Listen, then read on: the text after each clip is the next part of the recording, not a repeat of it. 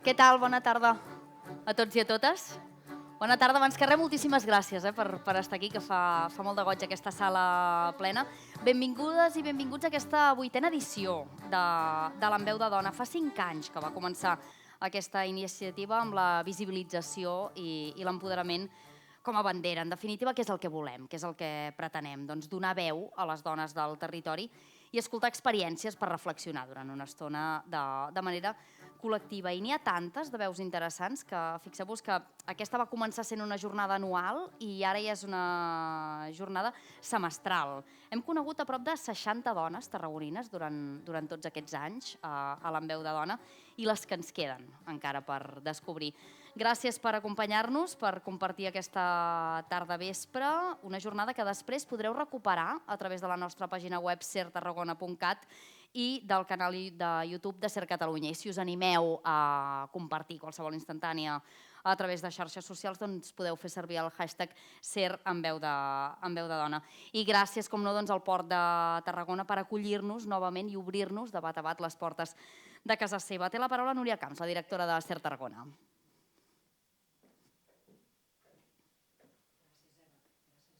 Molt bona tarda a totes i a tots, a aquells que ens segueixen per ràdio i a tots els aquí presents. És un honor per mi estar avui aquí, al Port de Tarragona, i compartir aquesta nova edició de la gira En Veu de Dona, que es fa per tot Catalunya. Fa pocs dies la vam celebrar a Calafell, avui som a Tarragona i seguim per diferents ciutats, Lleida, Girona, Barcelona. Voldria començar donant les gràcies al Port de Tarragona. La Eva ja els hi ha donat, reitero l'agraïment, que ens acull avui aquí amb aquesta magnífica sala que té el nom de Josefina Castellví. Aquesta sala porta el nom d'una dona rellevant, oceanògrafa, biòloga i escriptora. I els patrocinadors que han fet possible la jornada d'avui, Pelvicali, Infinitum, Mancomunitat per la gestió de residus, la Federació Empresarial d'Hostaleria i Turisme de Tarragona i ADE, Associació de Dones Empresàries. M'agradaria explicar-vos breument la filosofia d'aquest esdeveniment. Es tracta d'un programa de referència que organitzem la cadena Ser Catalunya i que recorre les ciutats i posem el nostre granet de sorra per avançar amb la igualtat de gènere. Des de Cadena Ser Catalunya tenim la voluntat de fer servir la nostra posició per incidir en qüestions referents als drets de les dones i també per ajudar a visibilitzar les dones i el talent femení d'una forma més participativa. El fil conductor d'aquestes converses és l'empoderament de les dones i fer-les protagonistes per les seves qualitats, tant professionals com humanes i personals. Dones que en la seva quotidianitat combinen la vida professional amb les obligacions de la vida familiar. Precisament és en aquest sentit que és essencial el paper d'un mitjà de comunicació com la SER, ja que posem tot l'esforç i els mitjans que tenim a l'abast per donar visibilitat a la igualtat de gènere. Voldria agrair la col·laboració de totes les ponents d'avui i assistents a l'esdeveniment En Veu de Dona, que han convertit avui aquesta sala, Josefina Castellví, del Port de Tarragona, en un espai on compartirem experiències que ben segur ens acompanyaran en aquest camí per eliminar barreres i avançar en la igualtat de gènere. Resta molt per fer encara i aquests cicles proposats per Cadena Ser Catalunya ajuden a que transcendeixi aquest missatge d'igualtat. Sense més dilació, cedeixo la paraula novament a Eva Hidalgo. Moltes gràcies, Eva, i a la primera taula d'avui. Gràcies a tots.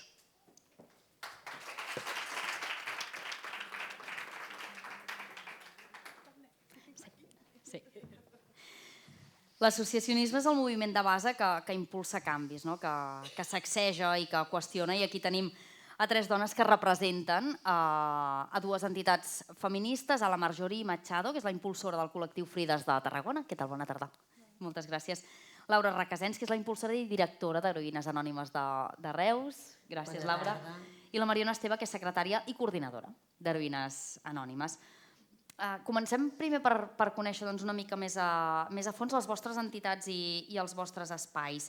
Laura, en el cas d'Heroïnes Anònimes, el projecte neix a través de xarxes socials per visibilitzar la quotidianitat de les dones del Camp de Tarragona. Com recordes aquells inicis i com ha anat evolucionant? Perquè ha plogut una mica des d'aleshores, oi?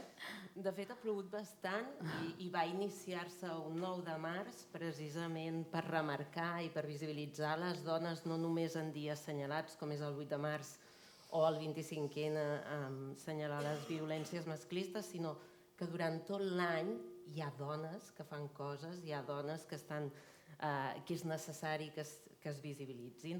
Des d'aquell 2020, que va començar el 9 de març del 2020, 5 dies després ens van tancar per la pandèmia, durant tot un any vam estar penjant la història i la vida d'aquestes dones.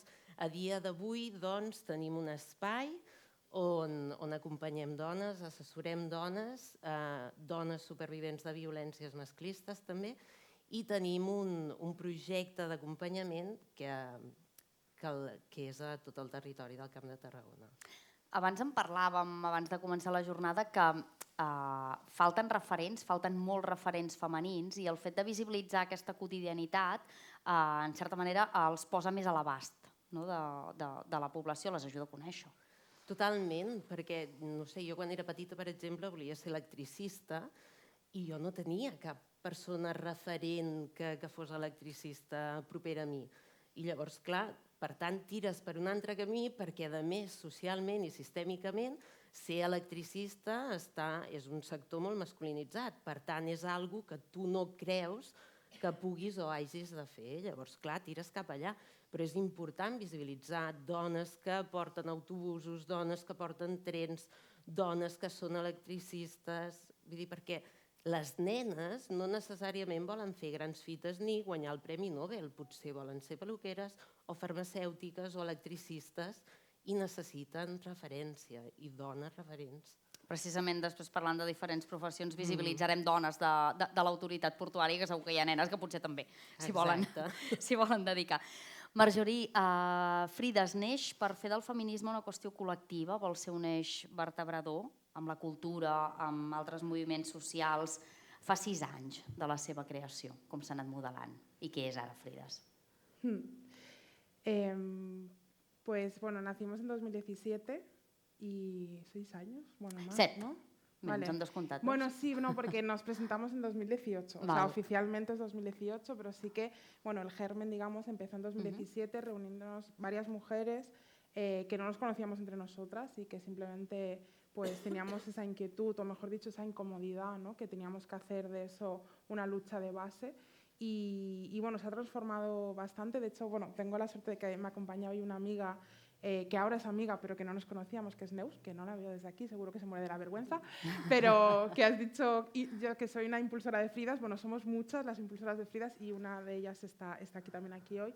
Y es eso, ¿no? Pues mujeres que no nos conocíamos, de diferentes sitios, con diferentes inquietudes, pero con una misma incomodidad compartida, y es esto que me pasa a mí, resulta que también le pasa a ella y a ella y a ella, que de ahí también nació todo ese movimiento Me Too, ¿no? que vivimos a nivel internacional, llegó aquí a España y eso fue el mejor momento del feminismo a nivel así más, digamos, popular.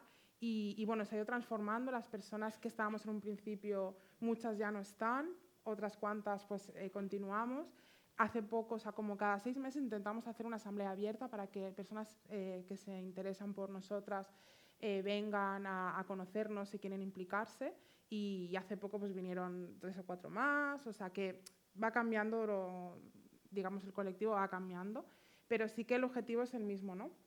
Uno, que el feminismo es una lucha colectiva, además de individual, y que también lo cotidiano, ¿no? En nuestro día a día tenemos que hacer feminismo. Siempre decimos, o a mí me gusta decir que el feminismo es un verbo y no es un sustantivo, ¿no? Por eso, en ese sentido. Y además, el objetivo principal de Fridas en un inicio, que creo que sigue estando, es que cualquier persona que se quiera acercar al feminismo pueda encontrar en Fridas el lugar, ¿no? De alguna manera. Y bueno, sería un poco ese el resumen, y cómo estamos ahora también pues adaptándonos a los tiempos, que són un poc complicats ara mismo, de hecho. Com d'important és aquest moviment de base, i no sé si realment s'estableix xarxa entre les diferents entitats i intenteu cooperar de manera conjunta. Sí, hacemos red, eso también era uno de los objetivos. O sea, ya iniciamos dentro de una red que ya existía en la ciudad, con varios colectivos que ya muchos años y bueno, con ironías, ¿qué he dicho? ¿Ironías? Ironías, bueno, hemos colaborado, yo creo que salí también en una de... Sí, ella és heroïna anònima, la Marjorie. Quina xarxa millor que aquesta, doncs, Sí, veus? sí, sí. Entonces, sí que intentamos hacer red, a veces lo conseguimos, a veces no, porque bueno, muchas estamos en muchos sitios, somos pocas y llegamos hasta donde llegamos, ¿no? Pero bueno, hace como 1 año y medio que iniciamos un proyecto aquí, unas cuantas, que es La Gata Insumisa, que ahora mismo es como una cafetería, eso es lo que parece, pero realmente detrás de las puertas es una asociación autogestionada y ahí digamos que es como un paraguas que muchas asociaciones estamos haciendo red ahí, y Fridas ahora mismo digamos que es nuestro local donde nos reunimos y donde hacemos actividades. Entonces, eso también es como un eje vertebrador ahora mismo de varias asociaciones. A Reus també hi ha aquesta xarxa.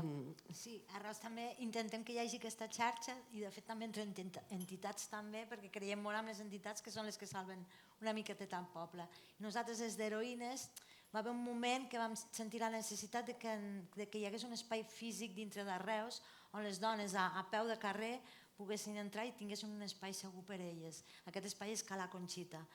Aquí és on rebem a totes les dones que volen informació perquè estan patint violència de gènere i necessiten ser derivades als diferents circuits, i també rebem a totes les dones que siguin vulnerables o no de la ciutat, que vulguin fer activitats, que vulguin teixir xarxa, que es vulguin conèixer entre elles. Llavors oferim activitats, fem excursions juntes, fem cures, fem molts espais de cures, taules rodones, i de fet això ha servit molt perquè dones que estaven molt soles es coneguessin en aquell espai i d'aquell espai hagin sortit amistats bones que després poden parlar, ja no se senten tan soles. Cala Conxita és com la casa de totes i un espai segur on elles es troben molt segures.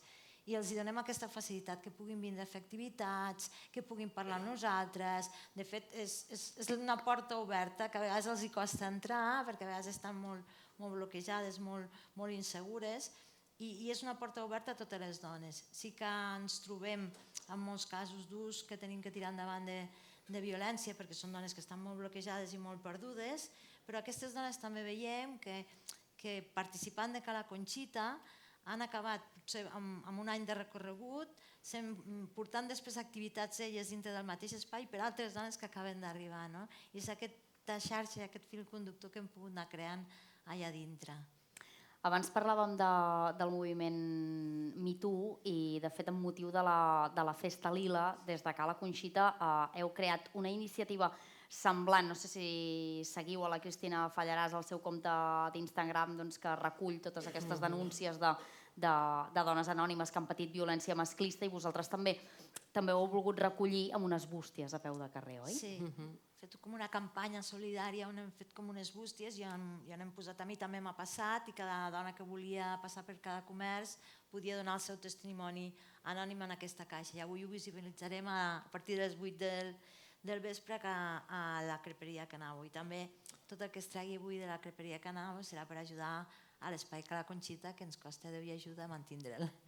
També s'ha de dir. Doncs quan sortim d'aquí cap a la Festa Lila de Reus. Heu anat guanyant seguiment amb el temps? Noteu que cada vegada hi ha més, Marjorie, aquesta consciència feminista i aquesta reivindicació? No. No. Hem anat enrere? A ver, esto es un tema... A ver, he dicho que no y a lo mejor es demasiado pesimista. Bueno, t'ha sortit de l'ànima, eh? Sí. Això alguna cosa vol dir. Pruebo otra vez. A ver,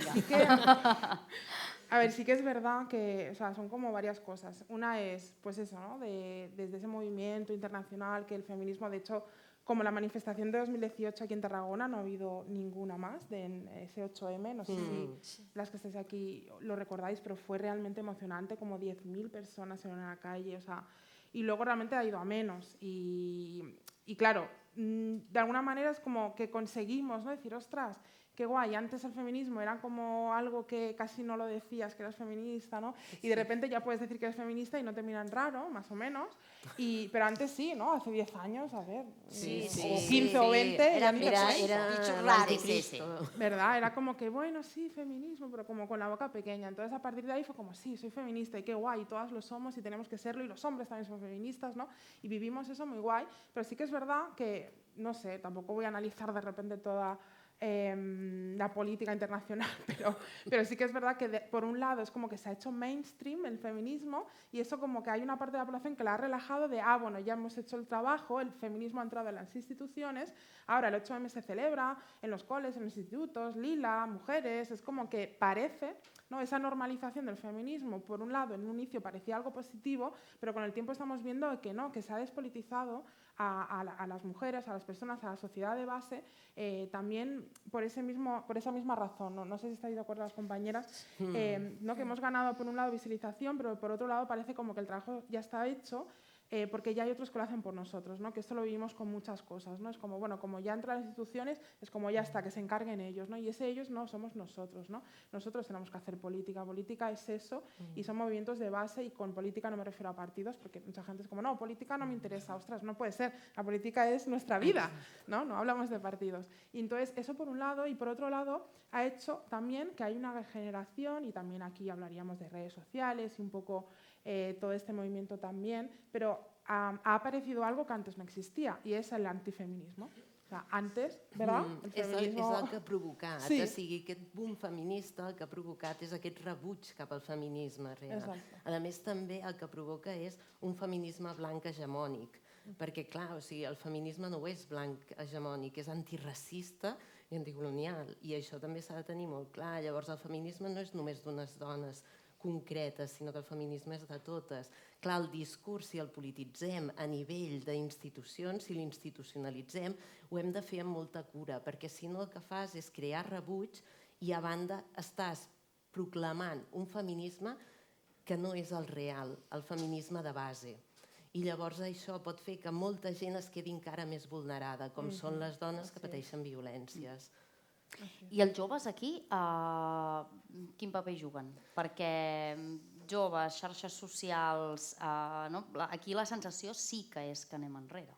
Bueno, perquè de fet, a més, l'algoritme el que fa és, tu veus un missatge d'odi en feminisme i et va donant més missatges, o sigui, fa que puguis veure més influencers que... És pervers, sí, sí. Exacte, i l'adolescència està contínuament amb les xarxes i no està al carrer. Nosaltres estàvem molt al carrer, veiem la realitat i podíem lluitar des del carrer, però des de les xarxes la lluita no és real. I llavors, clar, intentar canviar i donar el tom a tot plegat és molt difícil. A banda, perquè també moltes de les persones que lluitem pel feminisme ja tenim una edat no avançada, però vull dir... No, però clar, que vull dir que les noves generacions són molt digitals. Llavors, és molt difícil que surtin, que s'impliquin, que... Saps? O sigui, el tercer sector, nosaltres ens hi trobem, o sigui, cada cop anem envellint, és el que té, vull dir, tenim 40 i no controlem els 20. O sigui, nosaltres perquè allà a l'espai tenim noies de pràctiques i ens donen aire i llavors ens expliquen una mica com està el cotarro, però clar, realment t'allunyes també del feminisme, del carrer, de l'adolescència, vull dir, és un altre feminisme, nosaltres potser anem més per les cures, per la conciliació, però hi ha un feminisme que també es queda molt coix perquè no hi ha una lluita real, és una lluita digital i des de les xarxes no pots fer lluita. Complicat. Sí. A Frides, digues, perdona. Que sí que realment hi ha poca sensibilització. Si alguna vegada hem anat a fer tallers a escoles per poder explicar què és la violència de gènere, què és el feminisme, què són les desigualtats, allà ens trobem, no? Que el nostre discurs ja moltes vegades no interessa que entri, i des de l'alumnat rebem molt de rebuig, no? Feministes, ja veniu aquí, tampoc s'han mort tantes dones aquest any. Denúncies falses. Sí, caram. Tampoc s'han mort tantes dones, doneu-nos estadístiques, això en 14, 15, llavors dius, bueno, on estem, no? I les noies, bueno, moltes d'elles volem entrar una mica en el món de la sexualitat o poder-los explicar quan els arriba la menstruació, i tot això van superperdudes, tots aquests temes van superperduts, en canvi, com explicaven elles, digitalment està tot, llavors hi ha una descompensació molt bèstia. I hi ha una sobreinformació i per tant no tenen prou maduració per saber què és veritat i què no és veritat. Per anar discernint aquesta informació, clar. I després és això, en els tallers de coeducació, tu anant un dia, una hora, en una aula, no ets capaç de fer una transformació, perquè a més el teu discurs no és el mateix que reben a casa seva. Per tant, ha d'haver-hi un treball curricular amb perspectiva de gènere, bàsicament, i formar les professionals. No ficar tampoc la responsabilitat a la canalla, perquè no la tenen. Qui té la responsabilitat és els professionals i les professionals de l'educació, els equips docents i en general a nivell sistèmic. Sí. Abans ha sortit el tema de les masculinitats a Frides. Precisament hi ha un grup de masculinitats per intentar canviar la percepció dels homes i per formar, no?, en certa manera. És a dir, adonar-se'n d'aquesta influència patriarcal i intentar-ho canviar. Sí.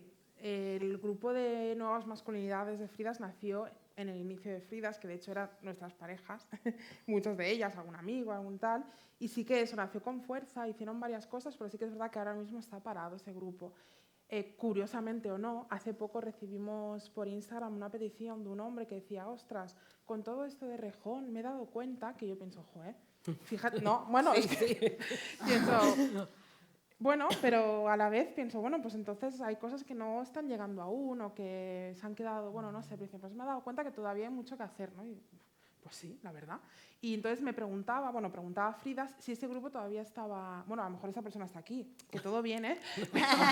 Pero que digo, jope, pues joder, pues sí que hace falta, ¿no? Y ese grupo sí que es verdad que se ha quedado, pues se ha vuelto a intentar, en la Gata han hecho un grupo de masculinidades, pero bueno, estos son, el objetivo era hombres que hablan a otros hombres, ¿no? Porque igual que según con qué edad o con qué discurso no llegamos, pues también mujeres que hablen a hombres, pues también, bueno, ¿no? Entonces es como hombres que hablen a otros hombres, que utilicen su privilegio, ¿no?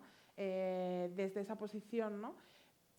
Para que utilicen sus espacios para hacer feminismo, ¿no? Y ese era el objetivo, pero sí que es verdad que está muy parado y si hay hombres en la sala o amigos familiares que quieran tirar para adelante, pues las puertas están abiertas. Es un grupo como paralelo que trabajábamos de manera paralela, como el paraguas era Fridas, pero cada uno, digamos, tenía su espacio y hacía sus actividades y tenía sus propios espacios de construcción. Sí que es verdad que hace tiempo, al principio era nuevas masculinidades, ¿no? Y hace tiempo que, bueno, nuevas masculinidades a lo mejor no cal. Mejor hablamos de construir la masculinidad, ¿no? Y ya últimamente se está hablando de, oye, ¿y si abolimos la masculinidad, ¿no? Y entonces está guay porque vamos como... En lugar de encontrar nuevas maneras de ser un nuevo hombre, pues ¿por qué no destruimos como, pues, esa masculinidad, ¿no? Y lo hablamos desde otro punto, ¿no? Y estos son como, bueno, debates que están ahí abiertos aún.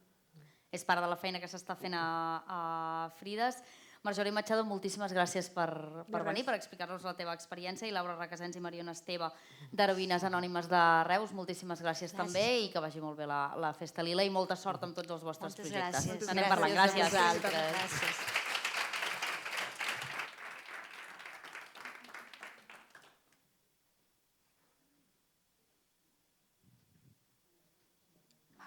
Sí. Vale, perfecte. Poseu la sintonia, sí.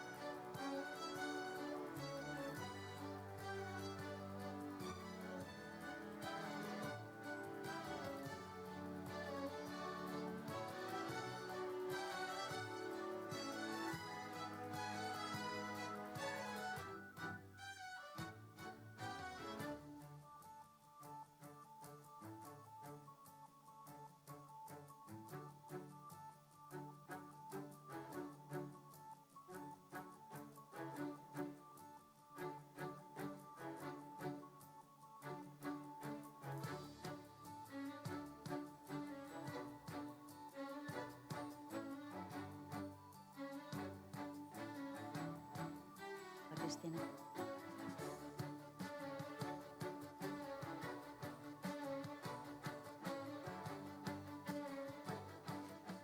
Com es fomenta l'equitat de gènere a l'àmbit esportiu? Ara escoltarem l'experiència des de dos punts de vista, des del punt de vista de l'administració i de l'esport de base. Modera aquesta taula la periodista de Ser Tarragona, Cristina Artacho.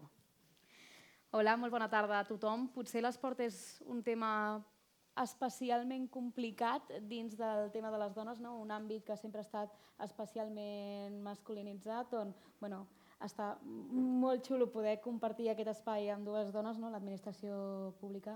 Estefania, bona tarda. Hola, molt bona tarda. I també la Mariona Martí, que és la coordinadora del Nàstic femení, aquest equip que porta ja 4 temporades, un referent a la ciutat. Bona tarda. Bona tarda.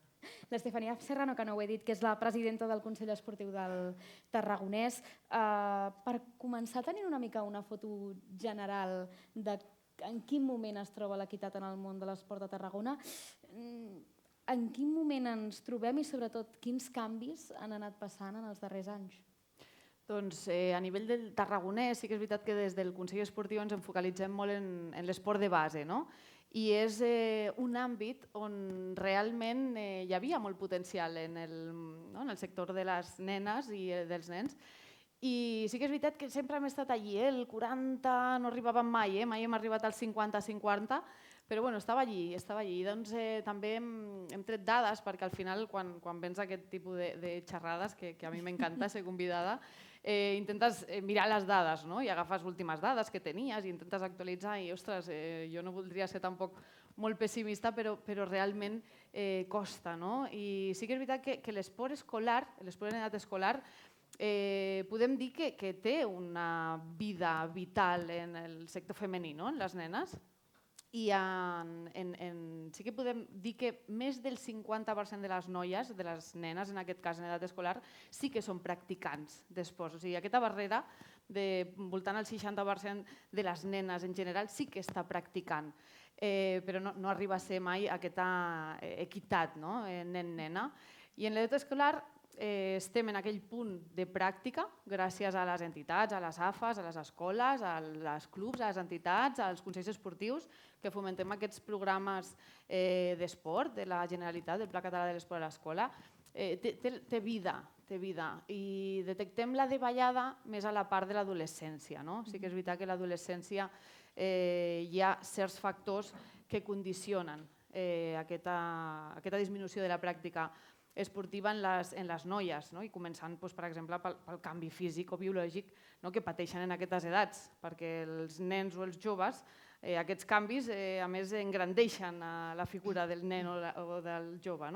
Però les nenes, en canvi, generen aquest tipus de rebuig a vegades que condiciona la continuïtat de la pràctica esportiva en aquest sentit. Entenc que llavors, en certa manera, la feina està aquí, en aquest punt que pensen en deixar-ho o no deixar-ho, continuar empoderant aquestes nenes, aquestes noies, i dir-les, no, és que tu també pots. Per exemple, en esports especialment masculinitzats com en el futbol, on sembla que encara hi ha més aquesta limitació que en altres disciplines no sembla que hi sigui. No, i és normal, perquè a més el futbol, el que és l'accés al futbol a les dones, li va estar prohibit durant més de 50 anys i això passa factura. No ha passat en el tenis, no ha passat en l'atletisme, no ha passat en cap altre esport i és normal que encara hi hagi una certa factura que estiguem pagant d'unes conseqüències d'aquestes prohibicions. Però sí que és veritat que en els darrers anys hi ha hagut un creixement important, sobretot a nivell d'augment de llicències, especialment en edats més escolars, però en el canvi, quan arriba l'adolescència, quan ja passem potser a categories amateurs, que penso que són les grans oblidades, es complica, perquè hi ha un desequilibri competitiu, costa mantenir la motivació perquè són lligues poc equilibrades i penso que això sí que potser és una mica una assignatura pendent.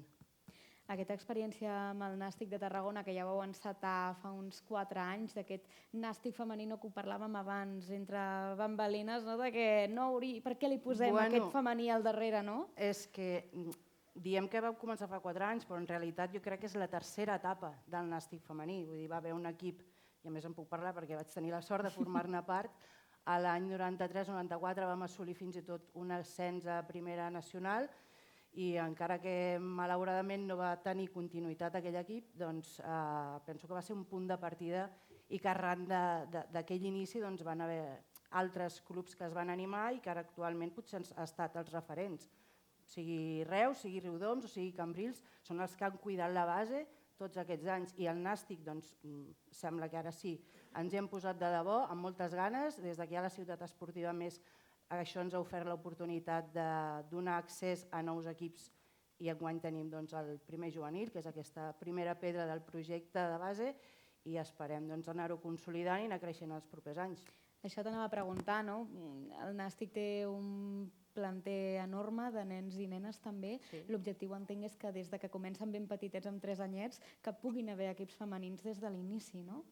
Sí, a la llarga és evident que aquesta és la visió i aquest és el camí. Ara mateix aquestes nenes, com a la majoria de clubs, tenen accés a equips masculins. No, potser el context social i cultural ha fet que això arribi tard, no només al Nàstic, sinó a moltíssims altres clubs, però la visió, ara que hi ha la ciutat esportiva i que això ha d'anar creixent, és aquesta, que a la llarga pugui haver equips en totes les categories, equips femenins de futbol en totes les categories. I ja hem anat comentant com el futbol és, en certa manera, un exemple diferent a la realitat de la majoria de les disciplines, on sí que hi ha més una balança compensada entre els nens i les nenes. No sé com s'explica això, no sé si també, com abans parlaves de dades, si des del Consell Esportiu també en teniu constància. Jo crec que fa molt la qüestió que parlàvem, de tenir referents. I sí que és veritat que tradicionalment al món del futbol, en aquest cas, un esport molt masculinitzat, no havíem tingut referents fins fa pocs dies. I jo suposo que la nostra generació ha crescut moltes vegades amb referents masculins, en tots els sentits, en l'esport de rendiment, en el lideratge, en la gestió, la meva pròpia carrera. Jo soc llicenciada en Ciències de l'Activitat Física i l'Esport i és una carrera majoritàriament d'homes i doncs hem hagut de créixer amb aquests referents masculins, però jo crec que sí que és veritat que ara tenim l'oportunitat, tenim la sort de que les nostres nenes puguin créixer amb referents masculins de qualsevol àmbit. Primeres dones moltes vegades que poguéssim tenir. Jo soc la primera dona presidenta del Consell Esportiu del Tarragonès i sembla mentida, 2024, però sí, aquí estem.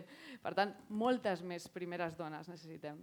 No sé si ho considereu com una espècie de roda, no? En certa manera, les administracions, també els clubs privats, han vist que és el moment d'apostar per l'esport femení en totes les disciplines. Aquest esport femení fa que es creïn referents en les nenes des de petites, això fa que se sentin empoderades i és com una roda que comença a girar i que a poc s'anirà fent gran, no? Esperem que sigui així, que tinguin aquesta continuïtat. És una roda, tal com dius. És evident que van creixent les llicències, facilita que creixin les jugadores amb referents femenins, que més actualment, gràcies als èxits d'alguns equips i d'algunes jugadores, podem gaudir de tenir aquests referents femenins en el futbol, però també és evident que hi hauria d'haver referents en la presa de decisions, per exemple, en el lideratge, perquè al final qui decideix, qui organitza i estructura totes aquestes competicions femenines, ara mateix no deixen de ser homes.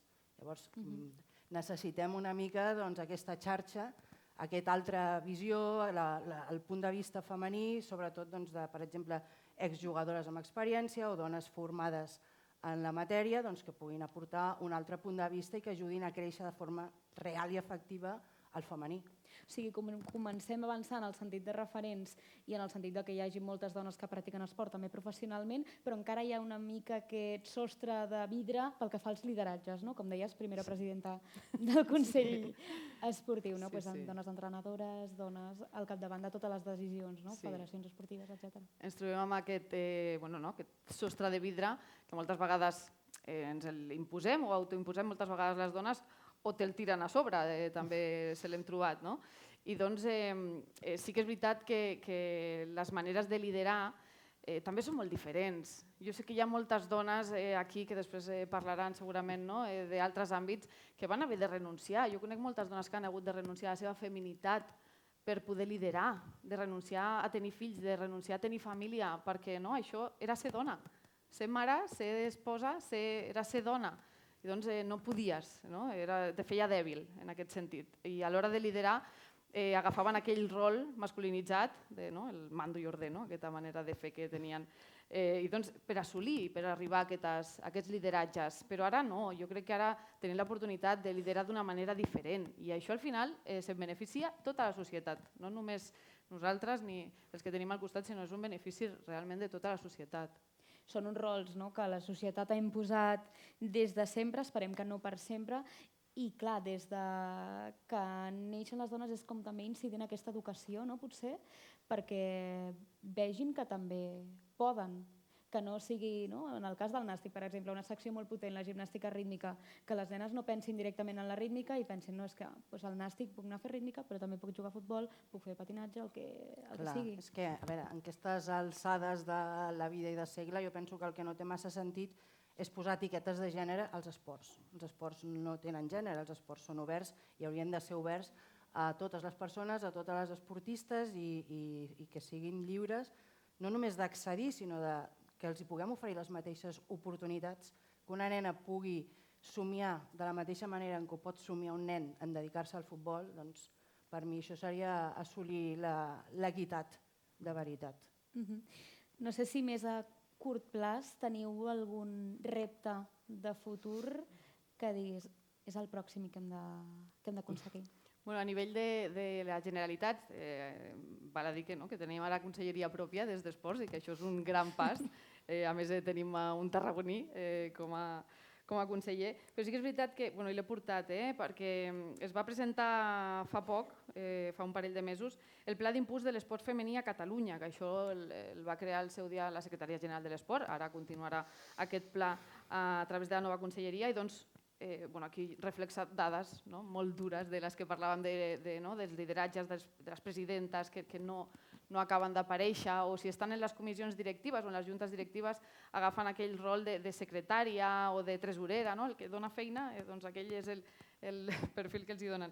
Però hi ha dades que realment són les que donen la realitat de la situació, que moltes vegades ens agradaria creure que sí que hem fet coses i que sí que hem avançat, però les dades són les que hi ha i les hem de revertir.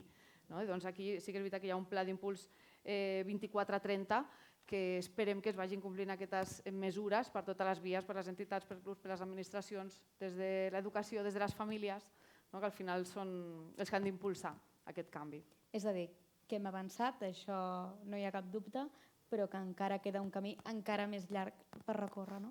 És una cursa d'obstacles i una cursa llarga. Una supermarató, llarga, però sempre s'ha de començar. Així que felicitats per ser la primera presidenta del Consell Esportiu del Tarragonès. Felicitats també per aquesta tercera aventura del nàstic femení, que ara sembla que sí, que la tercera va a l'avançuda i que aconseguiu aquest planter grana també per les nenes. El món de l'esport, que encara queda moltíssim per avançar. N'hem parlat amb l'Estefania Serrano, la presidenta del Consell Esportiu del Tarragonès, també la Mariona Martí, que és la coordinadora del nàstic femení.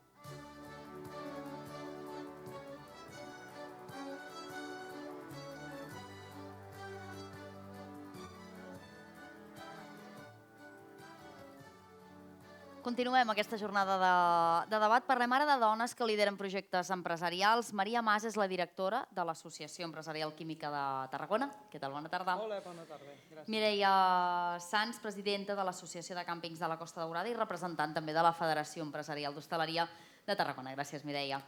Gràcies. L'Anna Martí és la presidenta de l'Associació de Dones Rurals i empresària d'un negoci familiar. Benvinguda, Anna. Bona tarda. I la Lis Garcia és la fundadora i CEO de Pelvicali. Gràcies, Lis. Sí, estic veient que la foto no sóc jo, però bueno. Ho solventarem.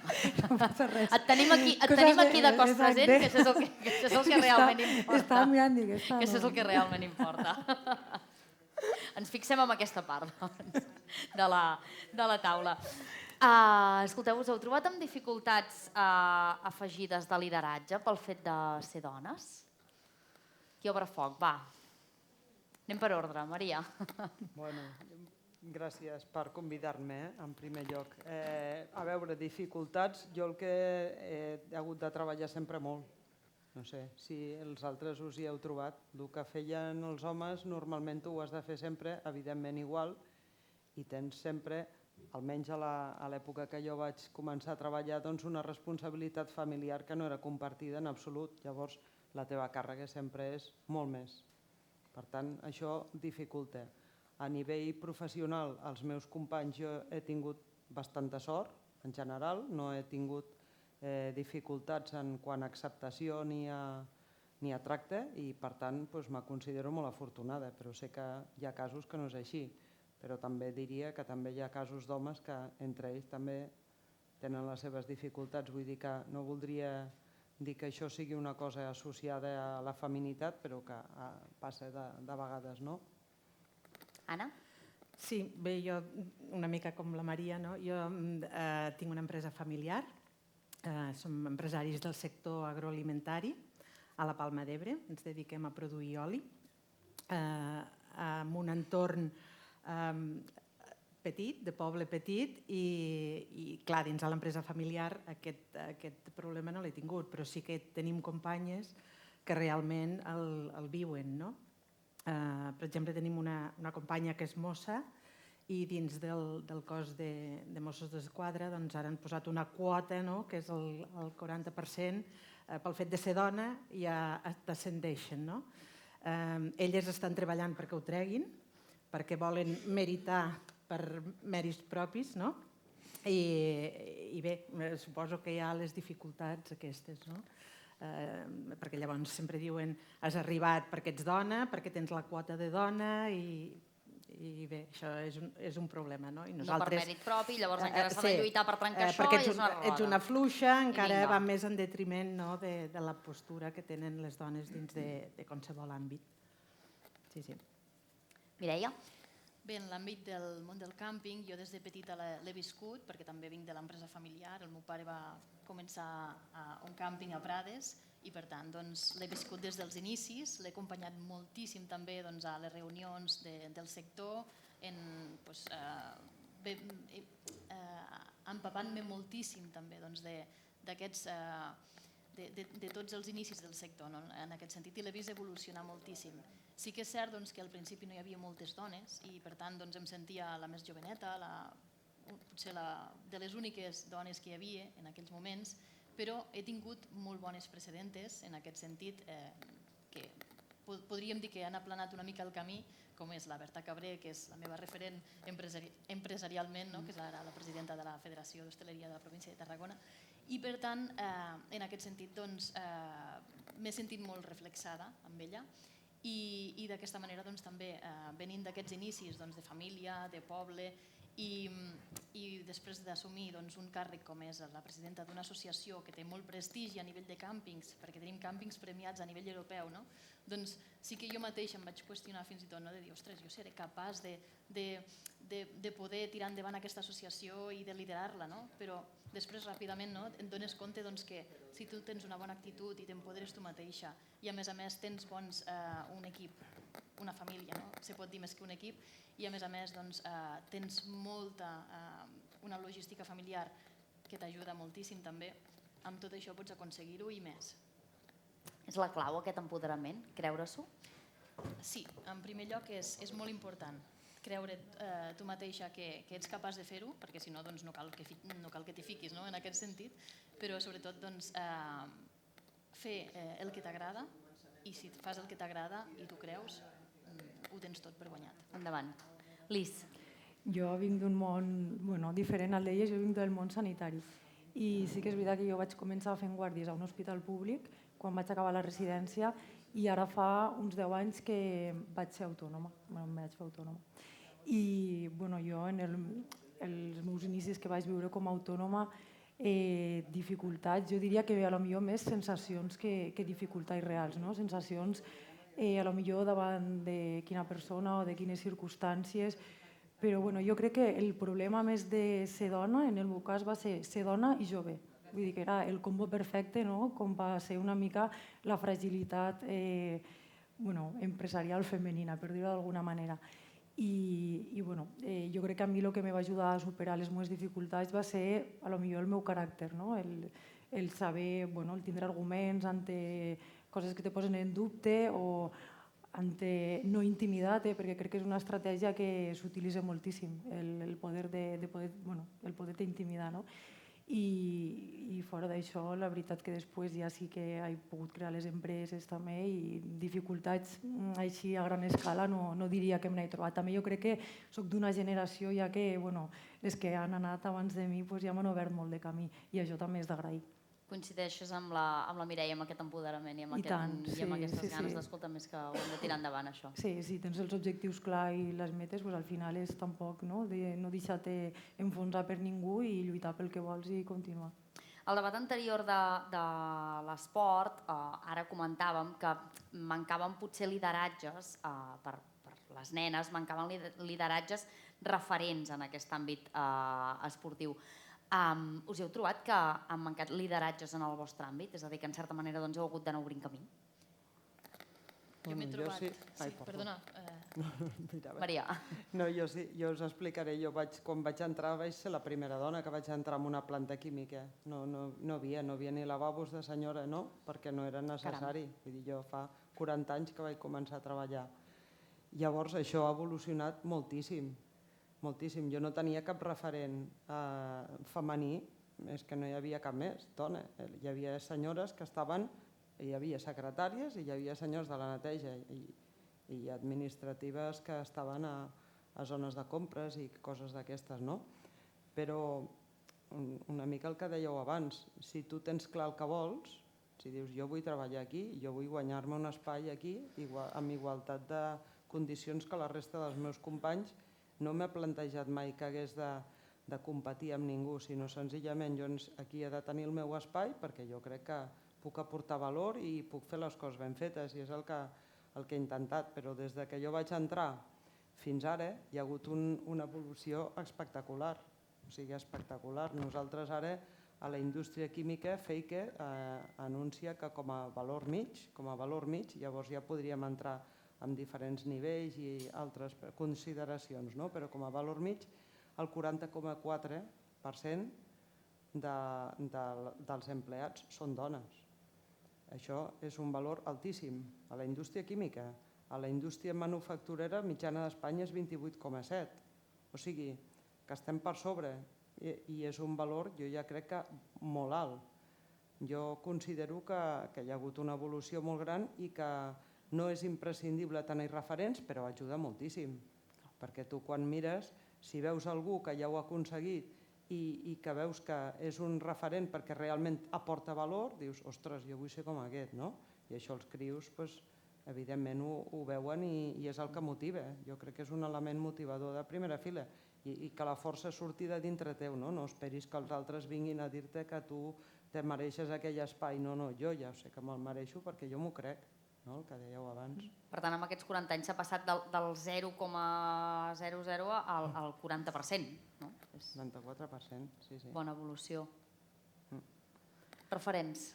Bé, en el cas de les dones rurals, jo crec que les dones sempre hem sigut referents en aquest món rural. Tenim els referents de les nostres àvies, les nostres mares i ara nosaltres, i les nostres filles quan els hi pertoqui, no? La dona al món rural ha treballat sempre tant o més que el marit al costat, al davant, i on sigui. Tenim una companya que diu, l'home sempre diu que és el pal de paller, no? De les finques, de les terres, de les llars rurals, no? I ella diu, però nosaltres som les que aguantem aquest pal de paller. Per tant, referent com a dones, total, no?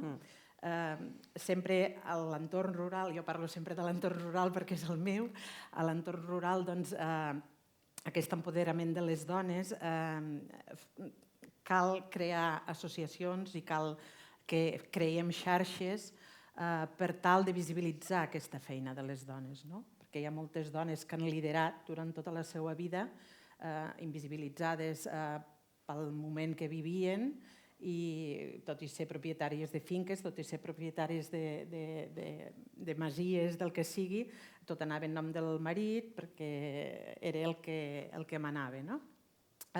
Llavors, els temps avancen, evidentment han progressat i anem aconseguint cada vegada més igualtat també en el món rural, no? I precisament des de l'associació volem això, visibilitzar aquesta feina de les dones, treballar per la desigualtat, donar recursos a totes les que vinguin, no? Quan pensem en dones rurals, pensem dues coses, com a molt tres. Pensem que és pagesa, que és ramadera o artesana, i res més. I nosaltres diem que al món rural som moltes més que tot això. Hi ha sanitàries, hi ha funcionàries, hi ha mestres, hi ha xefs, hi ha un infinit, no? de dones rurals. Dona rural és la que viu i treballa al món rural. No? Per tant, referents en tenim molts al món rural. Sí, sí. El món turístic? Al món turístic també en tenim, com comentava abans. Parlaves de la Berta com a presidenta, que és la primera presidenta. És la primera presidenta de la FET, també. I també a nivell de càmpings, a nivell d'aquest sector on estem nosaltres, també puc dir que és un sector on jo m'he trobat amb una família. Som tots un sector molt unit i a més també m'ha empoderat com a mare de portar la meva filla petita, per exemple, absolutament a tot arreu. Des d'una assemblea de càmpings fins a una junta directiva i fins i tot a congressos. I la nena ha estat allà i sense cap problema. Vull dir, he volgut, diguéssim, normalitzar que si tenim bebès petitons i volem tindre certes responsabilitats, doncs també ens podem emportar aquests bebès amb nosaltres. I el sector ho ha acceptat moltíssim bé. I és important ensenyar-ho, això? Sí, sí. Mostrar-ho. Ho hem mostrat i hem estat, ja et dic, en una assemblea, mentre estava presidint, he tingut que agafar la nena, ficar-me-la al pit i continuar parlant sense cap problema i ja està, i no passa res. Lis? Jo, dins del meu món sanitari, la veritat que des de fa 19 anys que vaig acabar l'especialitat, jo sempre ho he viscut bastanta igualtat, tant en homes i en dones. I sí que tinc que dir que jo no tinc cap referent familiar. Jo vaig començar a treballar en un hospital públic, després vaig compaginar l'hospital públic i el privat, i tot el que he anat fent ha sigut, jo crec que gràcies a el que jo he anat formant-me, el que he anat agafant d'experiència, i a poc he anat dirigint-me fins a l'especialitat que estic avui en dia més enfocada, que és la salut pèlvica. Anna, com va sorgir la idea de crear l'associació de dones rurals? Quines banderes reivindicatives es van haver d'agafar en el seu moment? Sí, el que ja he dit, visibilitzar aquest treball de les dones, creiem que és molt important. Creiem que és molt important fer xarxa, fer una veritable xarxa de dones rurals. I va sorgir amb la inquietud aquesta, tenim moltes mancances a rurals.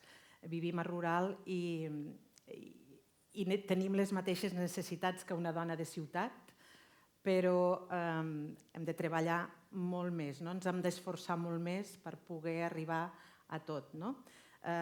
Necessitem unes comunicacions que siguin realment efectives, perquè vindre del meu poble o vindre de qualsevol poble a Tarragona és una hora i mitja, a vegades venim per una reunió de mitja hora i hem de fer aquest esforç. A vegades perds tot el matí, tota la tarda o tot el dia, segons com, si hem d'anar a Barcelona ja tot el dia. Necessitem comunicacions, necessitem connexions, perquè amb el tema teletreball, com ho he dit, hi ha moltes dones de molts àmbits que treballen des de rural i que treballen al món. Nosaltres mateixos, l'empresa, estem exportant a tots els països d'Europa, a Corea, a Xina, als Estats Units, a Canadà. Per tant, necessitem aquesta connexió i que les connexions siguin efectives. Cau una mica d'aigua i ja ens quedem sense cobertura. Fa vent i ja cau tot. I, per tant, volem treballar per això. Els nostres objectius són el treball, visibilitzar el treball de la dona, la comunitat, fer que la comunitat realment sigui un lloc on puguem quedar-nos a viure, on tinguem les necessitats cobertes, i l'altre objectiu és la veu, és tenir veu en espais de decisió. Veu, avui, el nostre cognom és Amb mirada de dona, l'associació, i avui estem aquí amb Veu de dona. Doncs volem portar aquesta mirada de dona i aquesta veu de dona per ser representatives de les dones rurals. La conciliació familiar és un altre dels nostres estàndards. Costa molt, el que he dit, hem de fer molt esforç vivint en un poble per poder conciliar. De vegades al poble no hi ha escola, no hi ha llar d'infants. Si no tens avis que et puguin donar suport i que t'ajudin amb aquesta criança, a vegades és la dona sempre, habitualment és la dona la que renuncia a l'activitat professional en detriment de la família o de cuidar els fills, de cuidar la família. La conciliació aquesta familiar, a vegades passem de cuidar els fills a tindre els avis ja grans o amb alguna demència o amb alguna discapacitat. Per tant, quan podríem començar la nostra tasca professional, se'ns ajunta tot i passem a ser cuidadores una mica de tots.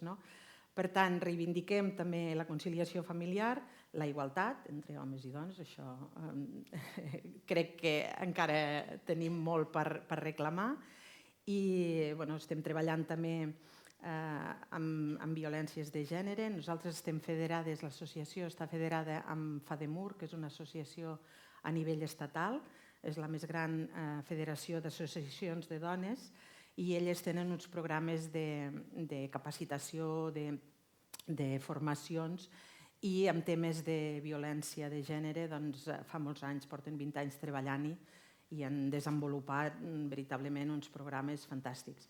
Per tant, també volem formar part de tot això, tot el que implica el benestar de la dona i de la dona rural, perquè rural els temes de violència encara es fan més difícils. Es magnifiquen. Es fan més difícils de poder denunciar. Un poble ens coneixem tots, a la millor el punt segur és el bar, el meu poble és el bar del poble, i a la millor aquell senyor és cosí del maltractador o és el germà. Per tant, tenim molt camí a fer i creiem que la necessitat de formar aquesta associació i d'encabir-hi totes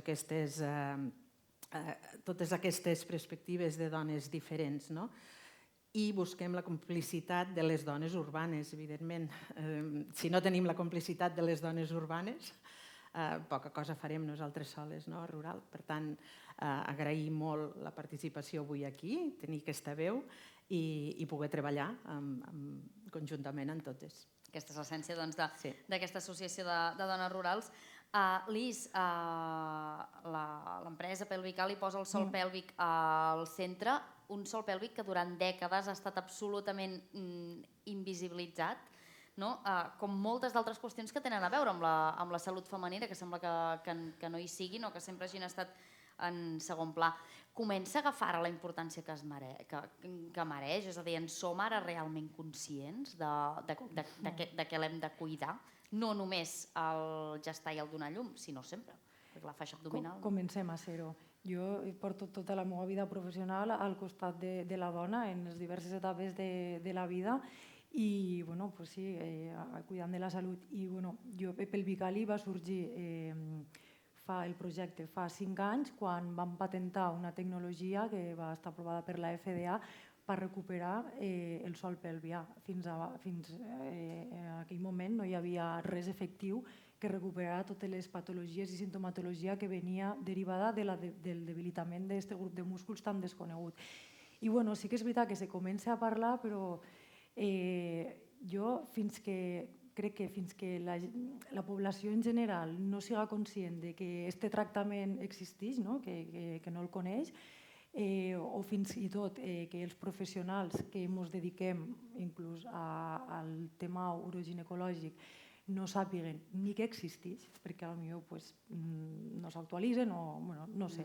Però vull dir, per mi els 3 punts importants que haurien de ser que donarem visibilitat al sòl pèlvic seria quan la població coneix que aquest tractament existeix, quan els professionals també el coneixen i el recomanen.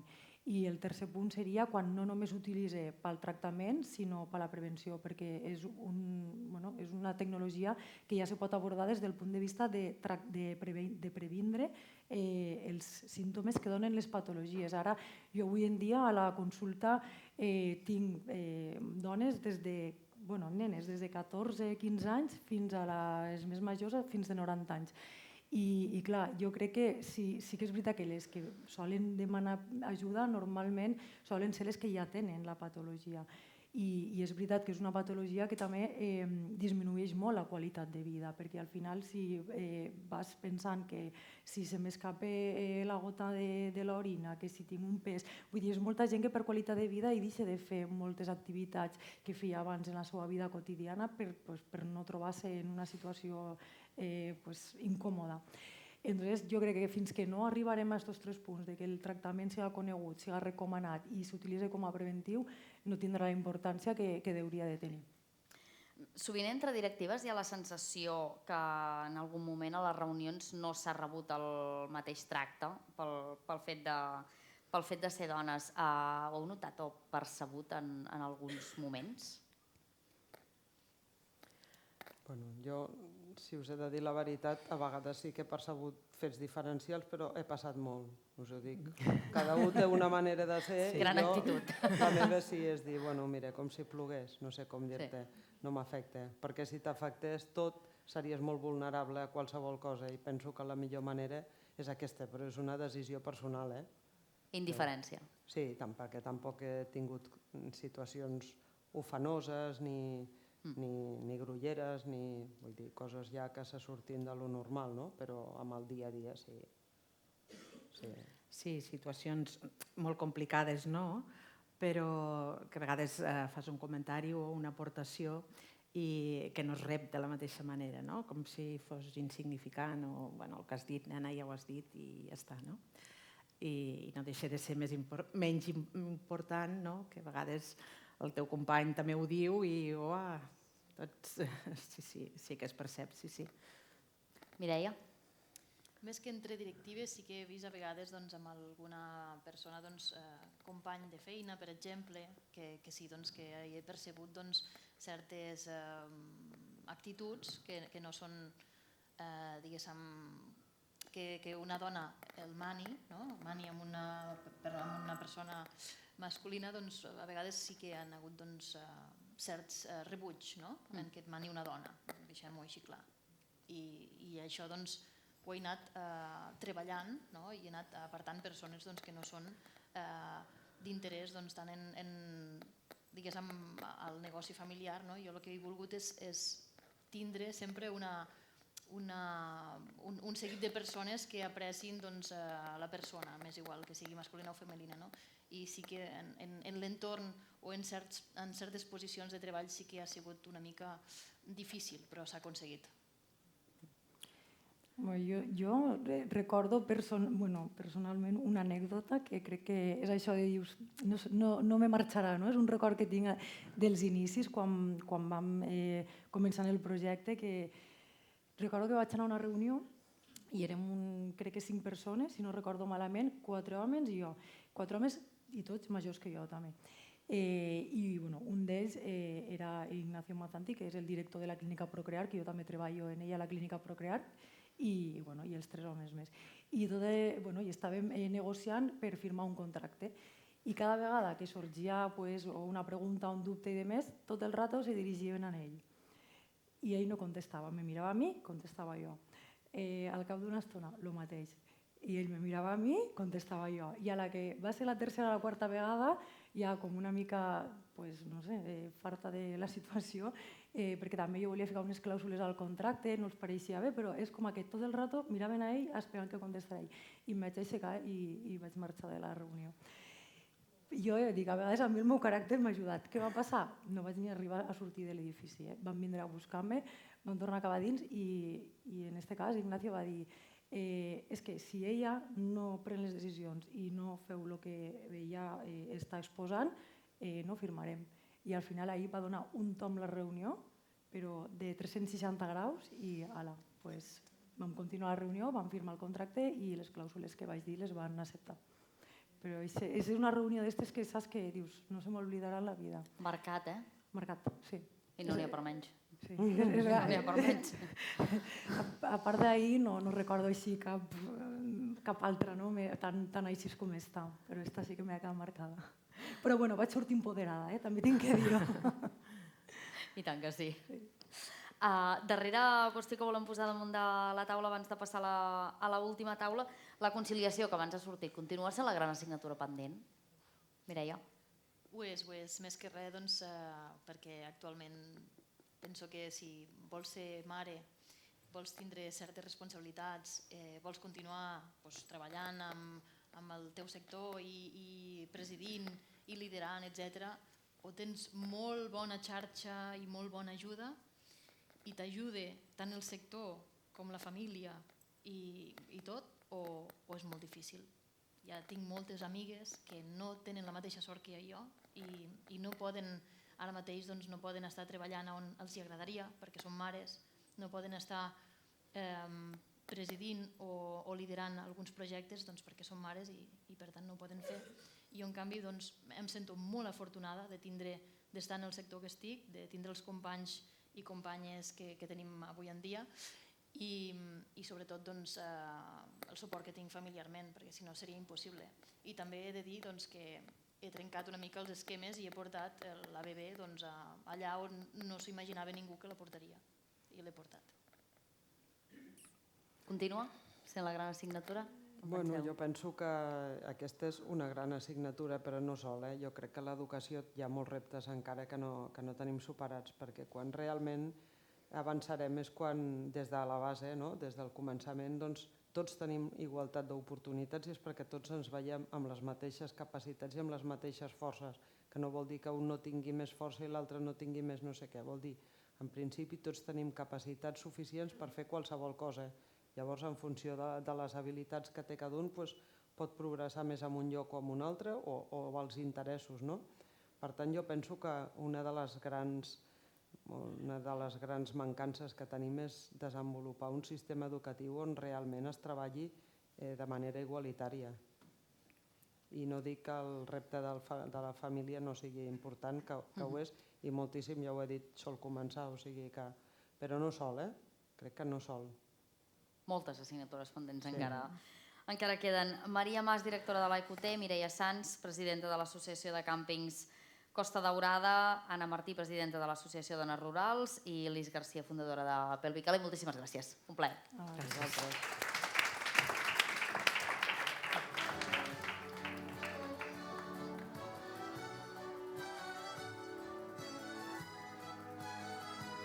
Buenas.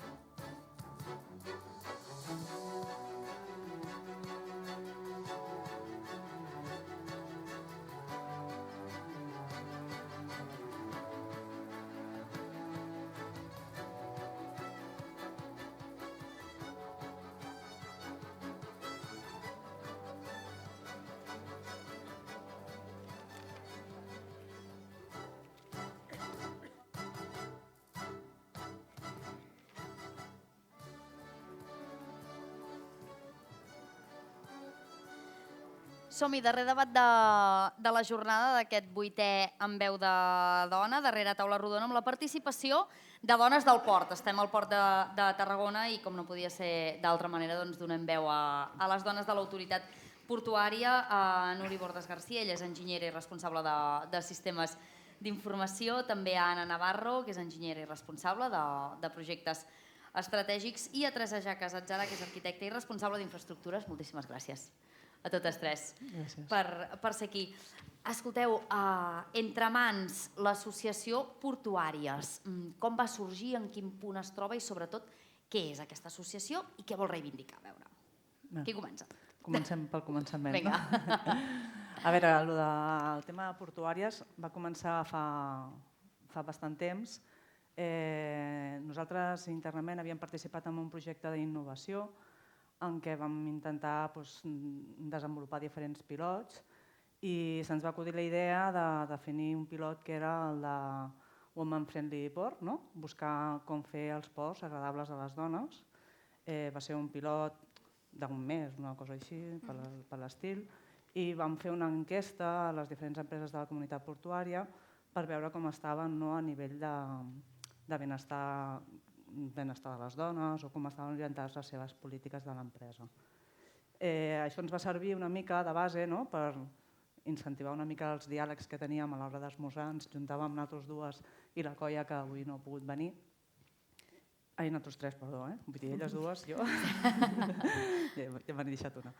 I res, al final anàvem parlant i ens adonàvem que teníem unes inquietuds que estàvem segures que eren inquietuds que estaven a la resta de la casa. Llavors vam pensar que era un moment propici per fer-ho extensiu a la resta de companyes d'aquí de l'autoritat portuària i vam crear un grup portuàries sense més objectiu que el de trobar-nos. Llavors, a partir d'aquí, aquesta idea ha anat madurant i ara, si de cas, no sé, explicar una mica com hem anat evolucionant. Aquests objectius i com ha anat siguent el camí. Bueno, al final hem tingut ja 2 reunions, no? Al final crec que la paraula avui de fer xarxa ha sortit moltíssim i llavors més o menys era aquesta la idea, no? Fer una mica de xarxa entre les dones de l'autoritat portuària i crear una mica de sororitat entre nosaltres. Llavors la primera trobada va ser per presentar la idea, compartir aquesta inquietud que nosaltres teníem, de que quan ens juntàvem a fer el cafè compartíem les nostres inquietuds professionals, el que ens preocupava com a dones dintre de l'empresa i llavors sembla que va tenir bona acollida. Ara som 42 dones de l'organització que estem implicades en això i a la segona trobada ja vam començar a tractar temes que nosaltres proposàvem per crear una espècie de col·loqui entre nosaltres i la veritat és que crec que va anar molt bé, ens vam sentir totes molt còmodes i llavors el que era el primer objectiu, l'inicial, que va ser juntar-nos, fer xarxa, fer sororitat, es va acabar convertint en aquesta segona trobada en intentar associar-nos i tenir una veu única dintre de l'organització com a dones. I a partir d'aquí, la següent trobada ja ho hem anunciat, que el que volem fer és parlar de quines són les finalitats com a associació que volem tenir i treballar per associar-nos i fer-ho abans possible. Hi ha una quarantena de dones ara interessades en aquest Portuàries i sou una 60a a l'empresa, és a dir, gairebé és la majoria, és molt més de la meitat. Hem tocat la fibra. Amb aquest recorregut, vull dir que hi havia aquesta necessitat, perquè si no la resposta no hauria sigut tan gran, ni molt menys. Realment partim d'un ambient històricament masculí, piramidal i econòmic, on la figura de la dona no era present, ara hi és, i realment ha estat bonic fins i tot aquestes trobades perquè ens hem trobat moltes companyes que estan a punt de jubilar-se i noves incorporacions de 20 anys i realment han estat molt enriquidores els temes que surten. Realment aquí el que volem nosaltres és donar una visió de perspectiva de gènere en un entorn que aquest concepte mai s'ha parlat. Volem que hi hagi la visió femenina i una anàlisi de com també incloure les dones en un ambient d'origen masculí. un entorn que històricament ha estat molt masculinitzat i per tant ara s'ha de reconvertir i ha d'obrir aquesta mirada. Abans han comentat, realment vam fer uns vestuaris per dones dintre la brigada fa 2 anys. Caram. Clar. 2020. Més que 2020, 2022. Sí, sí. No vol dir que no hi siguessin abans, però són petits passos. I sí que creiem que des de l'administració pública hem de ser referents de començar a revertir el món en molts aspectes. Perquè abans ho parlàvem abans d'entrar, a partir de l'administració és des d'on creem aquests referents i per tant es treballa també des de la societat, però l'administració ha de ser un mirall, perquè si no malament anem. Ha de ser impulsor. Ha de ser motor. Exacte. Ha de ser motor.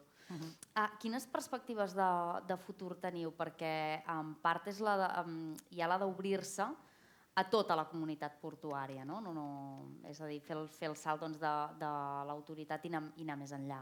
Sí, en principi, com hem comentat, va ser, de fet hem fet 2 trobades, la setmana vinent fem la tercera, i sí que volem que això evolucioni a obrir les portes, no únicament a les persones de l'autoritat portuària, sí que ho voldríem fer extensiu a la comunitat portuària. Obrir-ho a les empreses de la comunitat portuària. Però, evidentment, creiem que primer ens hem de sentar bé nosaltres, hem de constituir aquesta associació i després ja fer-ho extensiu a la resta d'empreses. I també, per exemple, parlar amb altres autoritats portuàries que estem segures i convençudes que al final les sensacions que hem tingut nosaltres, aquesta quarantena de dones, segurament que en les altres autoritats portuàries, per venir del mateix sector industrial en el que estem, tindran les mateixes necessitats. Sou referents, en certa manera, fins on sabeu vosaltres, perquè poques o cap autoritat portuària que conegueu i associació de dones. Sí, que sapiguem i fins on nosaltres sabem no n'hi ha cap altre grup de dones que es trobin d'aquesta manera dintre de les autoritats portuàries i comunitats portuàries. Des dels vostres respectius àmbits de treball, sou enginyeres, arquitecte, hi ha paritat als vostres equips? Com esteu al vostre dia a dia? Començo jo. Jo soc enginyera informàtica, jo ja també en la carrera també ja hi havia molta desigualtat, crec que inclús ara n'hi ha més, o sigui que encara devia agafar una bona època. En el meu cas no, jo estic jo sola en el meu departament de dona i la resta són companys homes. I les tasques nostres són l'implementació de projectes informàtics i buscar solucions pels usuaris o també a nivell de comunitat portuària. I sí que he de dir que jo a nivell de treball al dia a dia, encara que estigui amb homes, normalment no m'he trobat amb problemes pel fet de ser dona. O sigui, al final potser no he tingut... En general no m'he trobat problemes. No, ara vull... No em vull estendre. La resta? Jo actualment estic en un equip amb més dones que homes, però també vinc de sistemes d'informació i en el moment que jo vaig entrar sí que hi havia molta paritat, però és veritat que això ha anat canviant. Teresa? En el meu cas, el Departament de Projectes i Obres, com a responsable que executa i dirigeix projectes, soc l'única dona. Dins l'equip hi ha paritat de tracte absolut, però sí que no hi ha altres perfils femenins. Sí que és veritat que quan contactes amb altres constructores, sobretot de fora, i equips que redacten projectes d'enginyeria i arquitectura, hi ha més dones. I cada cop més, o sigui, ara et trobes caps d'obra i fa 10 anys no me'n trobava cap. Fa 10 anys era jo una nena que anava per allí les obres i a vegades no sabies ben bé, no sabien ni com dirigir-se a tu. I això també és un dels temes que creiem que és important començar a posar bé normes, per exemple. Un dels temes molt interessants que va sortir a una de les trobades de portuàries era què feu quan arribeu a una reunió? Com us saluden? Com saludeu? I aquí va explotar tot. Perquè deia, jo fins i tot vaig així i no, t'han de donar 2 petons. I eren temes d'aquests que que en entorns en general masculins costa, no, jo soc com tu, no vull donar-te 2 petons, per què? I són temes d'aquests que en ambients, no sé, jo viu situacions a les obres que has de posar primer una frontera i una barrera i dir aquí som la direcció d'obra i sí, soc una dona i un home, però aquí estic. Aquí estic, no? I la primera frontera ha de ser una mica així més seca i no tindria per què, però malauradament ha de ser així. Noriana, us heu trobat en situacions similars d'aquestes, per exemple, que deia ara, amb reunions, tractes diferents, menysteniments... El tema de la salutació jo crec que ens hi hem trobat totes, no?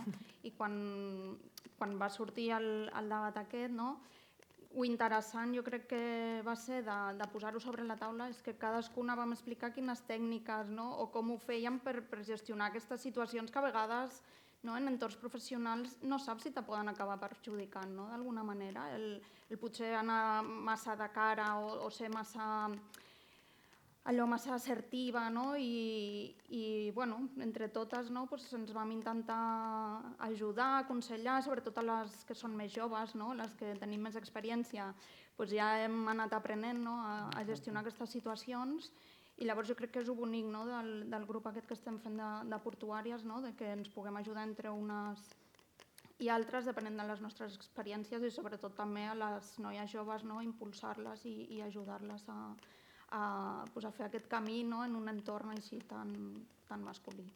Clar, que sigui molt intergeneracional perquè no té res a veure l'experiència d'una persona que potser porta 30 o 35 anys i va entrar a l'autoritat portuària fa 35 anys que una que ha entrat ara, no? Sí, i al final aquí també es produeix que s'incorpora gent d'una edat mitja, no sé, 40, 50, que ja té un bagatge professional i que ja té una experiència i ja sap com afrontar segons quines coses, però després hi ha gent que s'incorpora aquí com a primera feina, i llavors potser sí que és una mica més impactant. I al final, és el que he comentat, jo ja no m'he trobat amb aquests problemes perquè potser quan vaig començar fa molts anys a treballar estava en una empresa privada que potser no era amb aquest caire tan masculí, llavors he arribat aquí, ja tens una experiència i un bagatge que et dona capacitat d'aprendre les coses o d'una altra manera o de fer-hi front. Teresa, com a arquitecta, a moltes ciutats s'estan duent a terme estudis sobre arquitectura i urbanisme en clau feminista. Es pot traslladar això al port i a l'orografia del port i a tot aquest disseny també que s'integra al port ciutat i que s'obre a la ciutadania? No és que es pugui, és que s'ha de. O sigui, des d'aquesta petita intervenció que és fer 2 vestuaris nous, realment nosaltres com a autoritat portuària som responsables de l'espai intersticial entre la ciutat i el port. Una ciutat tan a prop d'un entorn industrial tenim la gran responsabilitat de que aquesta franja intermitja, que és port-ciutat, amb la limitació del tren, que també és una gran barrera, com passa a la ciutat de Tarragona, hem de fer que aquest espai de port-ciutat estigui obert i tingui visió de gènere, tingui visió generacional. Sense voler ja som l'espai de lleure lúdico-cultural de la ciutat. Ho som per la situació davant del mar i per potser més mancances d'espais verds dintre la ciutat. Per tant, tenim la responsabilitat d'anar transformant granet a granet aquest espai de port-ciutat perquè tothom hi sigui benvingut, sigui un espai segur, sigui un espai de lleure, sigui un espai sobretot per la salut, per la vitalitat i fer-ho accessible a tothom. Ara estem engegant una mica, ho explicàvem, les ciutats es van estar dissenyades no fa anys per l'home conductor que anava a treballar. Perquè tenim, abans al Passeig del Miracle hi havia 4 carrils de cotxe i un carril d'aparcament. 4. Clar, això ho hem anat revertint a poc. Hi ha carril d'anada i tornada, carril bici igual d'ample que el carril de circulació rodada i passeig peatonal. L'essència aquesta s'ha d'anar revertint, hem d'anar canviant. L'espai públic de qualitat ha de ser per les persones que caminen i gaudeixen. El cotxe ha de ser cada cop abandonat, més que res. Les directius d'Europa i mundials em sembla que van per aquest camí. Com a administració pública hem de ser exemplars, amb petits canvis a poc amb els anys. Hem parlat d'urbanisme feminista i d'aquesta associació portuària. Escolta, us anirem seguint de ben a prop i veniu quan vulgueu a la ràdio i ens expliqueu amb més detall. Exacte, els avenços. Núria Bordes, Anna Navarro i Teresa Jaques, moltíssimes gràcies. Molt bé. Gràcies, Eva.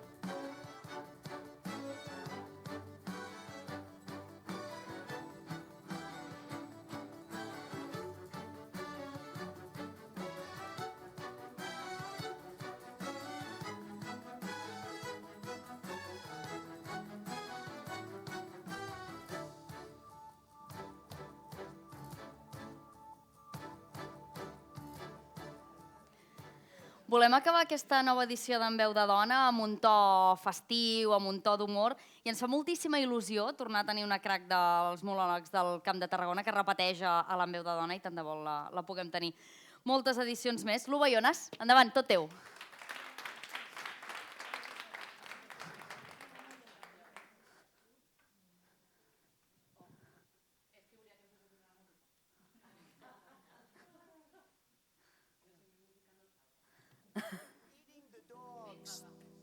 They're eating the cats. They're eating the pets of the people that live there. They're eating the dogs. They're eating the cats. They're eating the pets Moltes of the gràcies. people that live there. Us sona o no? Us sona la cançó, què?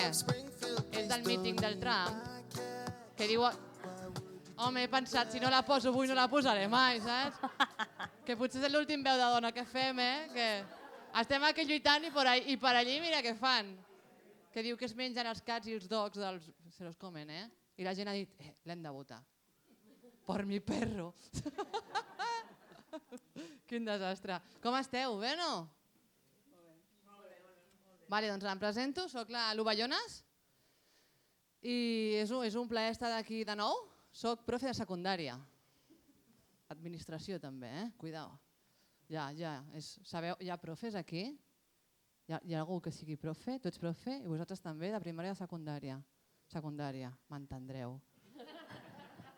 És una superresponsabilitat ser profe de secundària. Els nostres alumnes tenen 12, 13, 14 anys. No us feu una idea de la responsabilitat que suposa ser els protagonistes de les primeres palles de tanta gent. He trencat tota la serietat en un moment, Vinga, pum! Sí o no? Home, que tenen aquesta edat, no som nosaltres, Tenen aquesta edat, que el suelo pélvico el tenen encara. Genial. Com los chorros del oro tenen el suelo pélvico amb 15 anys. I això és superfotut. Però la part més xunga de ser profe no és aquesta, A més, jo soc profe de llengua, que no ajuda. Vale. La part xunga de ser profe va ser quan va arribar la pandèmia i aquí que de sobte aquí hi ha policia, hi ha bombers, Hi ha membres d'aquest... Hi ha personal essencial o no? Perquè quan va arribar la pandèmia a mi em van dir que jo era essencial, eh? Que jo entenc... Sí. Jo entenc que per una pandèmia els sanitaris siguin essencials, però jo soc profe d'anglès, saps? O sigui, que te mueres si no saps el past continuous. Per què? Clar, i tu ets essencial també? Ah, vale.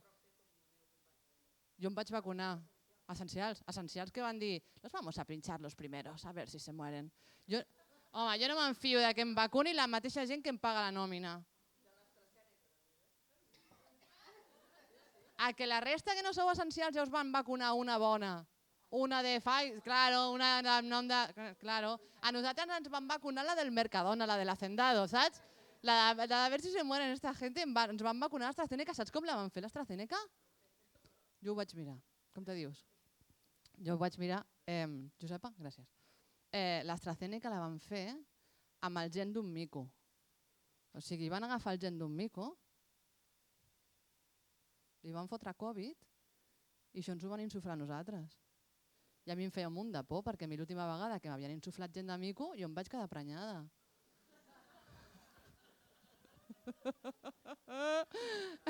El pavo a mi se mira i va fer... Se'm va anar.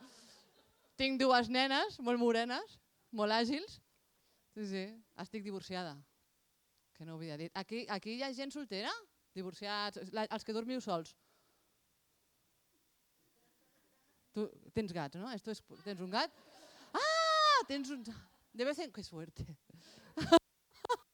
Que bé, la resta dormiu en parella? Ara començarà a fer més fred. El calentamiento global va en contra de les parelles. No sé si ho heu pensat, però... Jo tinc dues gates ja, a prop de la tercera. Perquè, bueno, ara el tema de lligar és complicat. La gent que teniu parella, doncs ja està, no? Mira que bé, bebé i todo. Però jo ara ja no és lligar normal. Ara ho fem pel mòbil, com tot el que fem ho fem pel mòbil. Tinder, Bumble, Mythic, merdes d'aquestes, que són catàlegs. Tu en tens o no? Teniu? La gent no? Jo sí, jo estic a Tinder i a Bumble. Vinga. És un catàleg de cares, ¿vale? Tu dius què vols. Quin gènere vols, quina edat vols, poses les cares i vas passant. Si dius cap allà és que no, si dius cap allà és que sí. I vas passant cares. Jo ho faig per dormir-me a la nit. Entra un desassosiego, un avorriment de dir voy a morir sola. No, un dia vaig pensar, aviam si és que m'agraden les dones, tio. Vaig posar el de dones, dic, no, dic, a veure si voy a ser un àngel, què passa? Perquè no m'agrada ningú. És un desastre. I pregunto això de si teniu aplicacions i tal, ningú té aplicacions, perquè clar, que tingueu parella no vol dir que no tingueu aplicacions, eh? Ho pregunto perquè hi ha gent que no sé si no ho sap o no... Com a mínim a mi hi ha homes que fan servir Instagram i xarxes socials normals, que no són per lligar. Us ha passat o no? Que t'entren pallos per Instagram. Jo crec que tenen un modus operandi. Jo penso que fan cursets. Perquè tots comencen igual, et diuen hola guapa, hola guapi, o Oli, que dius bloquear. Com que Oli? Quants anys tens, tio? Oli? De verdad? Oli. Després et diuen, perdona si te molesto, perquè saben que et molestaran i diuen, jo ja t'he demanat perdó, jo ja tiro, saps? I després et diuen, d'on ets? I jo crec que això és per calcular el rango de follabilitat. O sigui, que és els quilòmetres que estarien disposats a fer per fotre't un quiqui. Si tu estàs dins d'aquest rango de follabilitat, pot passar que la següent cosa sigui, a vegades, s'han dado casos, directament, que t'envien una foto de lo que viene siendo la gónada. ¿Os ha pasat o no? ¿Nos han enviat mai una foto d'on? Luego os enseño una. N'hi ha una que la tinc a favoritos. És un artista, el paio aquest, us ho juro, la vaig guardar a favoritos. M'envia un paio una foto de la seva tita, però era un artista, per això la tinc a favoritos. Perquè era artista, era sutil, era així. Ho sé que era artista perquè no es va fer la foto me la va enviar normal. Es va fer la foto i la va posar en blanc i negre el primer dia. Soy un tío elegante. I la foto era va agafar una ampolla de Rioja i va fer... Com diciendo, 750 centilitros, nena, saps? Un desastre, preciosa. Li vaig dir, sisplau, no m'han vist més fotos de... No el vaig bloquejar aquest, vaig pensar, deixa'l aquí, que et donarà material. I li vaig dir, sisplau, no m'han vist més fotos de la teva... I em va dir, perdó. I van passar unes setmanes i bé. I de sobte, un arxiu. Que jo no dic que no envieu fotos, o sigui, si vols enviar-me una foto de la teva tita, guai, fot-li, no hi ha problema, però avisa. No? Clar, tio, perquè normalment és... I tu l'obres i troba la caixa al súper y dius, no, por favor, tío. Pero si tú posas, en el siguiente archivo adjunto podrás ver una foto de mi pene plano picado. Jo ja quan vulgui l'obro, no? Si vull, i si no el vull, no l'obro. Doncs li vaig dir, no. I em va tornar a enviar una foto i vaig dir, sisplau, no pot ser. I no era una foto del seu penis. Era una foto...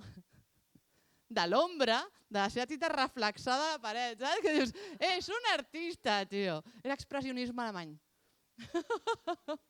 Un desastre. Doncs fa poc em va escriure un, per Instagram també, i aquest no havia... És que us el vull ensenyar. Aquest no va fer el curset, no em va dir ni hola guapi, ni buenas tardes, ni nada. Em va dir directe, va entrar com un cowboy en el Far West, al salón. Pa, directament em va dir, ¿eres sugar mami? Ni buenas tardes, directament. Sabeu què és una sugar mami? Una sugar mami no és una noia, no és una dona, és una senyora. No sé. Que a canvi, que clar, que jo ja n'he fet 45, que jo he anat l'altre dia a fer-me una... que em miressin l'úter, tio. Com los chorros de l'or. Sabeu què em fa? Vaig anar abans d'ahir. Em fa molta il·lusió quan em mira l'úter i no hi ha ningú dins. Dic, mira que bien. Doncs em va dir, eres sugar mami? I mami m'ho va posar en bu. I jo sóc la d'anglès. I mami en anglès és mòmia, saps? Me estás tocando las narices. I li dic, què? I em torna a dir, sugar mami? Y digo, a mí me gusta Egipto, sí, bastante. ¿A ti? Y me digo, no entiendo. Digo que sí, que la egiptología me fascina. Y digo, ¿sabes lo que es sugar mami? Digo, lo de las momias, ¿no? Y río y me digo, no, com dient, m'ha tocat la tonta. Dic, sí. T'ha tocat la tonta. I jo li dic amb ella, ai, perdó, no quería molestar. Per equilibrar una mica, no?, lo del perdó. I em diu, no, tranquila, más amable. I em diu, no, tranquila, te lo explico lo que es sugar mami. Y le digo, claro, si a mí me encanta que los hombres desconocidos me den explicaciones. Y los conocidos es mi pasión, ¿sabes? Ilústrame con tu sabiduría, papi. I em diu, junto, sense H, i en B alta. A ver. Dic, em parlarà en alemany. No. Me diu, a ver. Una sugar mami es una mujer que le da a un joven caprichos a cambio de lo que tú quieras. Digo, a una madre, ¿no? Que te da croquetas y hace los deberes. Y me digo, no, digo que quien dice croquetas dice un bocata nocilla, Y me digo, no, digo, por ejemplo, ya em posa exemples, saps com dient és tonta, de verdad. Me digo, por ejemplo, tú eres mi sugar mami, ¿vale? Tú me das a mí un móvil nuevo que quieras a cambio de lo que tú quieras que te haga. Digo, ¿ahora me entiendes? Digo, hostia, pues mira, tengo que montar un armario que me acabo de comprar. A mí eso me vendría bien, que yo no sé montar muebles. Y digo, no ese tipo de cosas. En la cama, digo, no hombre, no me lo montes en la cama, que yo luego no tengo fuerza para levantarlo. Móntamelo en la pared donde van los armarios al lado de la cama. A aquestes alçades el paio no ha marxat, Està aquí com dient, hi ha possibilitats.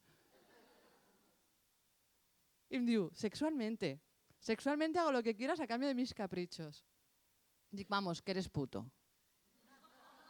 Per anar escurçant el camí, saps?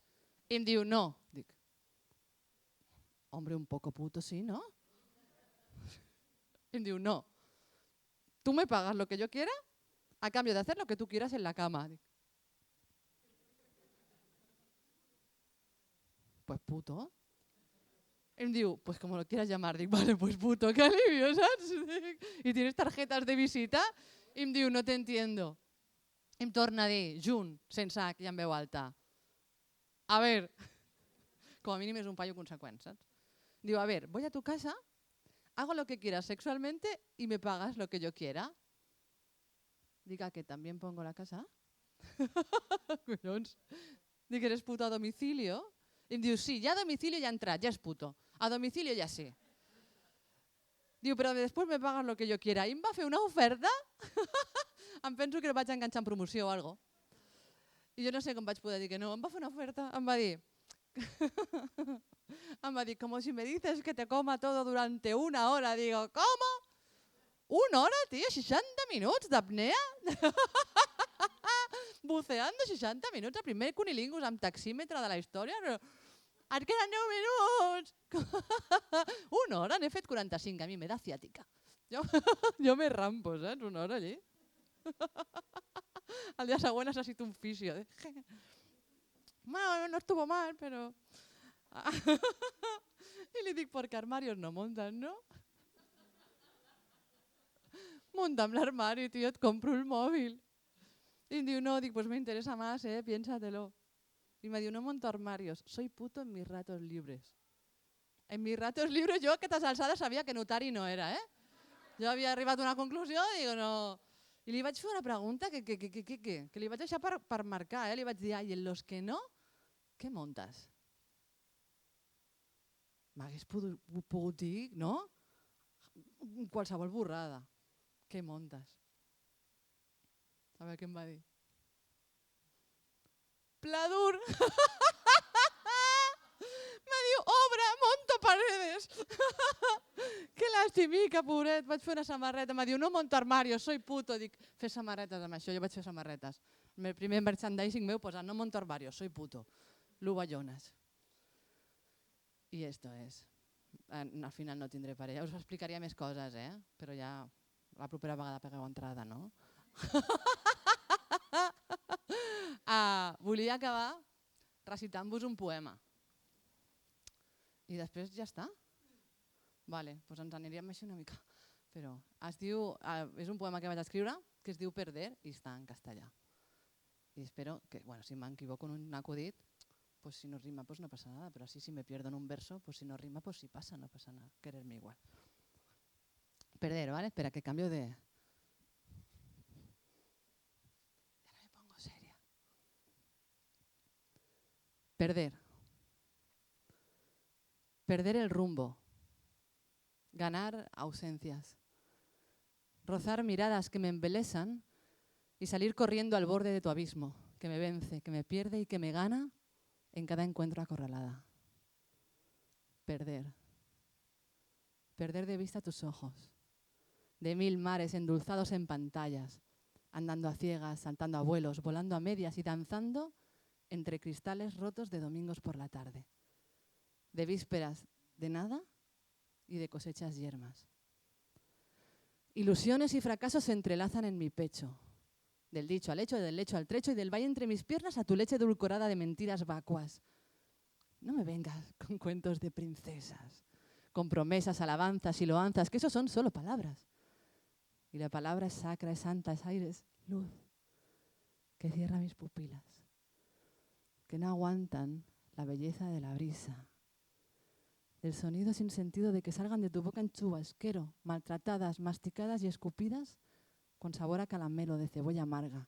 Guárdate la boca pútrida y pétrida, no me vengas con cuentos de princesas, que soy diosa, que soy fuego, y ardo en sinsabores, en dolores, en placeres, que soy diosa, que soy guerra, y soy remanso de paz donde acostarse, cálido, materno, tierno.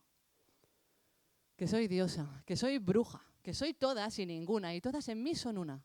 Las que ganaron y las que perdieron, las que lucharon y las que se rindieron, las que mamaron y las que amamantaron, las que fueron alimento y las que fueron hambre, las de la sangre en las manos y el fuego en la mirada, las del frío en el dolor y el alma en calma, las que se rindieron, las que se dejaron, las que decidieron no ser más.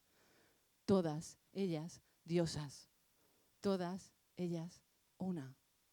Soy todas y ninguna.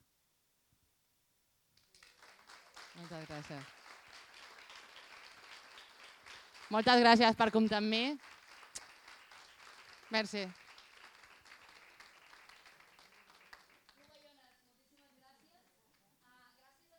tots per venir, un autèntic plaer.